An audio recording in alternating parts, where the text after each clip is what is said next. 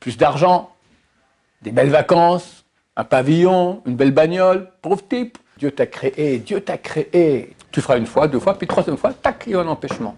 T'as raté une fois, c'est presque fini, tu ne pourras plus recommencer. Au moins, tu as fait déjà le minimum requis du bon juif.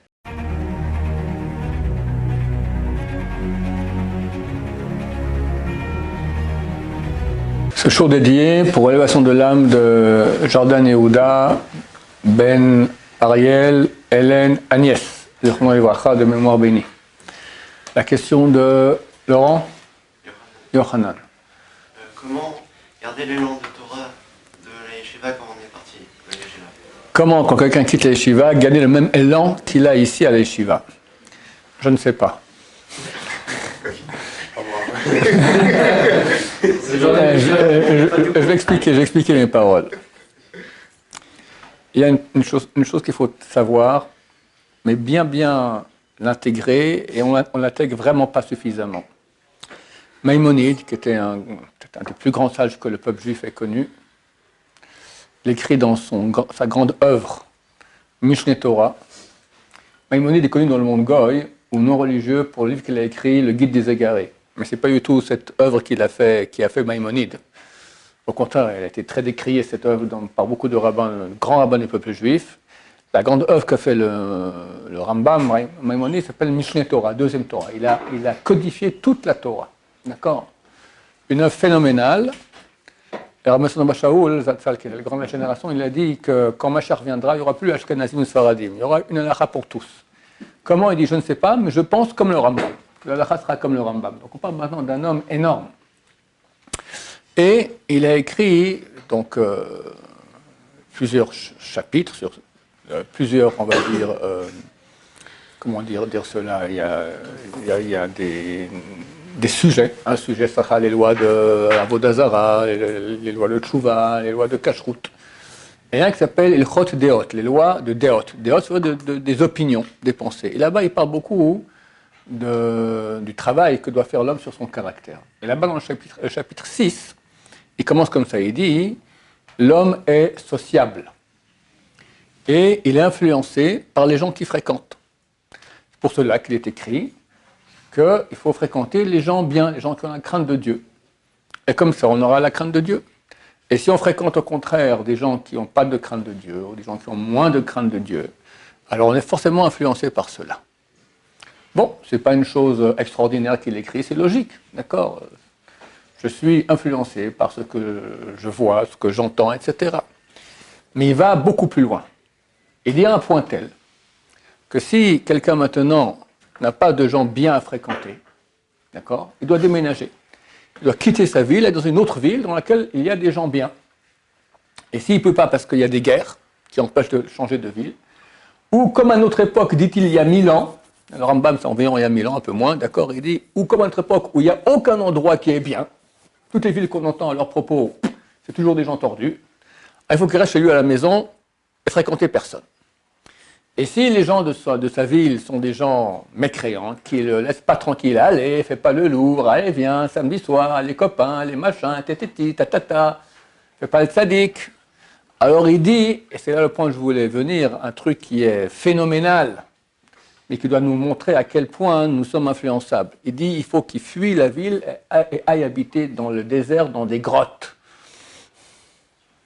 Qui ferait ça aujourd'hui? Parce qu'il a un copain qui lui dit, allez, fais pas le lourd, viens avec nous, on sort, on va boire un pot. D'accord? Et tu sais que c'est des gens qui ne sont pas bien. Ils vont parler à Shonara, ils vont parler de filles, ils vont parler de bêtises. Donc, la première réponse que j'ai à ta question, c'est pourquoi à l'Yeshiva on a l'élan, pourquoi à l'Yeshiva on n'a pas l'élan? Parce que l'Yeshiva, on est entouré de gens qui sont pour le même but, qui est travailler sur eux-mêmes, étudier la Torah et grandir dans la pureté et la sainteté. À l'extérieur, on voit des gens qui ont tout à fait autre but. D'accord? Il faut comprendre que dans le monde aujourd'hui, 99,9% des gens sont obnubilés par des buts qui sont des buts idiots. Plus d'argent, des belles vacances, un pavillon, une belle bagnole, pauvre type. Je répète, je vois que ça vous fait rire quand je dis pauvre type. D'accord? Pourquoi? Vraiment, misken, à côté de la plaque, c'est ça le but de la vie. Dieu t'a créé, Dieu qui est tellement énorme, fantastique, regarde les galaxies, tout ça. t'es le fleuron de toute la création du monde. Rien n'arrive, tu es le plus performant de tous les êtres, d'accord, extraordinaire. Et tu te réduis à ça, un peu de sous-sous, un peu de petit plaisir charnel de rien du tout. C'est ça le but, que tu aies une bagnole, que tu aies de l'argent, que tu aies un pavillon. Vraiment pauvre type, d'accord, passer à côté de sa place, à côté de tout. Mais on n'est pas des anges. On a un Yetzerara, et on est tenté par ça. Kesef en hébreu, ça vient du mot, ça signifie littéralement tentant. T'as un peu de tentant à me prêter? Combien tu gagnes de tentant par mois? D'accord? C'est du tentant. Il n'y a pas de mot en hébreu autre pour dire. Il n'y a pas d'autre substantif d'objet qui est appelé tentant que l'argent. Parce que c'est la tentative et c'est la tentation dans toute sa splendeur. D'accord? Donc c'est tentant. Et avec l'argent, avec les plaisirs de ce monde, et les bons repas, et les vacances, et les filles aussi, et le cavote, et quelqu'un, salam alek, salam alek, salam alek. Et la malhonnêteté, parce que quand on veut faire de l'argent, bah forcément, on n'est pas très droit non plus. Rockefeller, il a dit, je suis prêt à donner compte sur tout l'argent que je fais durant ma vie que c'était honnête, à part le premier million, ça je peux rien dire. Je ne vais pas qu'on pose des questions là-dessus. D'accord? Malhonnête, voleur, et on te fait des salam alek comme si tu étais quelqu'un, pauvre type, d'accord? Mais c'est influençant. Parce que moi j'ai ça aussi, je ne suis pas un ange, donc je suis tenté par ces choses-là. Donc la réponse serait, pour ne pas subir un refroidissement dû au fait qu'on quitte la yeshiva, fréquenter des gens qui sont de même gabarit qu'à la yeshiva. Alors aujourd'hui, Baruch Hashem, ça ne manque pas. Un temps, il n'y avait rien en France. Tu prends il y a 40 ans, je crois qu'il y avait un seul restaurant kasher à Paris. Aujourd'hui, il y a un guide. Et on m'a dit dernièrement, il y a 2-3 semaines, quelqu'un m'a dit, sans cesse, il y a des nouveaux Bate Midrashot, des nouveaux maisons d'études qui s'ouvrent à Paris et se remplissent tout de suite. À Lyon, une communauté extraordinaire. Marseille aussi. Alors, il faut trouver l'endroit qui est bien. Ouais, il faut fréquenter un endroit qui est bien. Nous, on recommande Yerushalayim. La ville sainte, c'est pas pour rien qu'elle est appelée ainsi. Ou Bnei Brak. Moi, il y a des gens, moi je n'aime pas tellement Bnei Brak, d'accord? Moi j'aime les beaux, je viens de Suisse, donc ici tu as les beaux panoramas, les montagnes, l'air. Mais il y en a qui adorent Bnei Brak, je ne sais pas comment ils font, d'accord? Mais il y en a qui adorent Bnei Brak, d'accord? C'est un style, d'accord? C'est une ville sainte. C'est une ville sainte, Bnei Brak, c'est extraordinaire, c'est une ville de Torah. Une ville de Torah. Donc on a ces deux endroits-là. Maintenant, si on est obligé d'aller à d'autres endroits, ok, c'est de trouver l'endroit le moins grave, où il y a un Beth Midrash. Le Beth Midrash, moi, quand j'allais à Paris, etc., d'accord, c'était insupportable. J'ai l'impression que je rentrais dans une tombe, d'accord, quitter Israël, la lumière. Mais quand j'entrais dans un Beth Midrash, tu sentais Yerushalayim. Tu sentais Yerushalayim. Le Beth Midrash, c'est un endroit saint. C'est marqué que tous ces endroits-là sont en blé. Une synagogue ou un Beth Midrash sont en blé Mikdash Me'at, un petit temple. Il y a plus de sainteté dans un endroit d'étude qu'une synagogue. Maintenant, pourquoi c'est appelé un petit temple? Parce qu'il y a une présence divine qui est là-bas. D'où les interdictions de parler des bêtises, on peut parler dans un Beth Midrash comme mitzvah et que Torah. Comme on a fait hier soir à la soirée, on a demandé un rabbin, moi je ne voulais pas faire ça. Et les gens vont parler, machin, etc. Alors ils ont appelé un grand rabbin, et si vous faites un siou masachet, ça va. Alors on a fait un siou masachet. Pourquoi on a fait un siou masachet? Le pauvre Youa Hassan, il a dû finir avec 7 pages en retard, il a fini pour arriver à la fin de sa masachet. Pour qu'on puisse faire une soirée ici, et Bezrat Hashem, que c'est une synagogue, d'accord? C'est pas n'importe quoi, il y a la présence divine. Donc il y a la présence divine, et elle aide. Alors si c'est tout seul en synagogue, c'est pas génial non plus, mais s'il y a un groupe et de l'étude, etc., donc là-bas on peut un peu recoûter le bon goût de Yerushalayim. Voilà. À part ça, savoir que, peut-être avant de dire à part ça, je viens de me rappeler d'un chidouche que j'ai entendu ce Shabbat-là, pour dire à quel point la mauvaise influence, elle est mauvaise, elle est pernicieuse.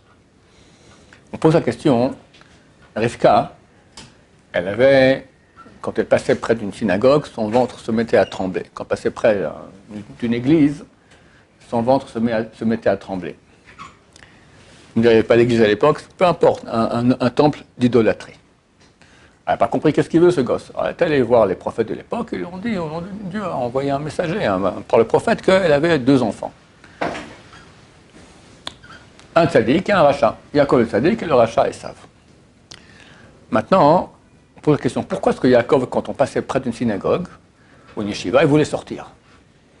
C'est marqué dans la Gemara, dans le traité Nida, que quand quelqu'un est dans le ventre de sa mère, c'est les meilleurs moments de sa vie. Il y a un ange qui vient lui enseigner toute la Torah. Il est bien, il n'a pas de problème de parnassa, il gagne pain, tout ça, il ne fait pas de avérote, on enseigne toute la Torah. C'est le paradis, d'accord, c'est très bien. Pourquoi tu veux sortir, Yaakov, aller à la synagogue? Reste dans le ventre de ta mère, de Rivka, extraordinaire, cette déquête, la mère du peuple d'Israël. On répond oui, mais il y avait quelqu'un d'autre là-bas avec lui dans le ventre. Esav! Il ne pouvait pas rester, il devait fuir, le Rambam. Comment je peux rester avec Esav dans le même ventre? Jamais de la vie. Whoop, dehors. Mais tu rates une Torah, mais je peux pas. Je ne dois pas avoir des mauvaises influences. Yaakov Avinu, il a peur de la mauvaise influence de Esav. L'autre point que je voulais commencer à dire, Hachem a créé le Yetzer Hara, le mauvais penchant. Nous, on croit qu'il est gentil. La Gemara, dans le traité Souka, page 52, dit il veut nous tuer tous les jours. Nous tuer. Il n'y a pas de fin. On croit des fois, bon, il va s'arrêter. On a vu des gens qui sont partis en cacahuète, mais ils sont descendus, et descendus, et descendus, et descendus, et descendus, et descendus. Hachem Ishmor, jusqu'à où ils ont pu arriver. Même j'en ai eu ici à la Yeshiva. Déjà, il faisait rien ici toute la journée. Il sortait la nuit, et le jour, je l'obligeais à sortir du lit, donc il laissait une mission, dormait. Pauvre type. Misken, où il était, à quoi il est arrivé. Yetzer Hara.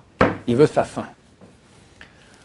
Quand on est à la Yeshiva, on est protégé du Yetzer Hara passablement. Je dis en rigolant que j'ai mis en bas un garde, un ange, et il empêche le Yetzer Hara de rentrer. C'est pas moi qui l'ai mis. Il y a la sainteté. Il ne peut pas rentrer ici. Alors il rentre, mais 1%. Dès qu'on sort, c'est pas qu'il est 100 fois plus fort. Il est 100 fois plus fort pour quelqu'un qui était avant à la yeshiva et qui sort. Parce que quelqu'un qui est à la yeshiva, c'est une proie pour lui. Comme dans le combat. On est en guerre maintenant. D'accord? On est en guerre contre, je sais pas moi, l'armée iranienne. Ok, alors, tu es sur le front. Tu vois les petits soldats, puis tu vois un général. Sur qui tu vas tirer? Sur le général. Quand quelqu'un dit à la yeshiva, il devient un général. Il reçoit la Torah, il fait 12 heures tout par jour, les prières comme il faut, tout ça, il se perfecte. Le Sarah, il en est malade, il ne peut pas rentrer, il est à l'extérieur. Qu'est-ce que je peux faire? J'essaie de lui parler, mais le type, il monte. Ok, je l'attends à la sortie. Le type, il sort. Tous les efforts du Sarah sont... Le Sarah avant la yeshiva est beaucoup plus faible qu'après la yeshiva. Et j'en crois. J'ai eu un élève dernièrement ici, et il voulait partir pour le mariage d'un ami. Pauvre type. Bon, vas-y. Je lui dis très court, tu es en danger. Il vient de très loin, il a tenu 3 mois. Il est parti pour le billet d'avion, j'étais prêt même à lui payer une partie du billet d'avion pour qu'il reste moins de temps. À la fin, il est parti pour 30 jours, 40 jours. Il n'est plus revenu. Et on m'a écrit, il est reparti dans... Mais pire qu'avant. Toutes les horreurs possibles et imaginables, il est là-dedans. Et combien on a investi en lui? Vous le connaissez, ceux qui étaient l'année passée ici, peu importe, d'accord? Le Sarah, il est beaucoup plus fort après qu'avant. Il veut notre fin, à tout prix. Donc il faut absolument, quand on sort de la yeshiva, mettre en place une stratégie. Où je prie. Il faut prier en minyan. Maintenant, directement après, une étude, au moins 2 heures par jour. Quand on laisse l'étude pour plus tard, il y a toujours un empêchement qui fait qu'on ne peut pas la faire. Tu feras 1 fois, 2 fois, puis 3e fois, tac, il y a un empêchement. Tu as raté 1 fois, c'est presque fini, tu ne pourras plus recommencer. Ça sera 1 fois oui, 1 fois non, 1 fois non, à la fin, non. Avant qu'on commence la journée, avant qu'on commence toutes les possibilités d'empêchement, tu es encore au Beth Midrash, à la synagogue, avec tel film, tu étudies 2 heures. Tu as fait au moins tes 2 heures par jour. Tu as une protection de Torah. La Torah, elle protège, c'est une lumière. Elle protège beaucoup du Yetzer Hara. Au moins, tu as fait déjà le minimum requis du bon juif pour sa journée. Et après, mettre en place qui je vois pas. Les copains d'avant. Alors il dit viens. C'est très dur de leur dire non. Tu leur dis viens toi. Tu veux me voir? Ok, je suis chez moi. Venez chez moi, je vous invite. On sera toujours mieux chez toi que dans le bistrot ou chez une copine. Chez toi, tu gères. Ils ne peuvent pas faire tout ce qu'ils veulent. Donc tu les vois, mais quelque part, tu limites les dangers. Donc mettre en place une stratégie qui nous permettra de ne pas être influencé en mal par les gens qui ne veulent pas les mêmes buts que nous voulons. Voilà, c'est à peu près ça. Et bien sûr, du moussard. La culture de moussard quotidienne, j'aurais dit au moins une demi-heure par jour.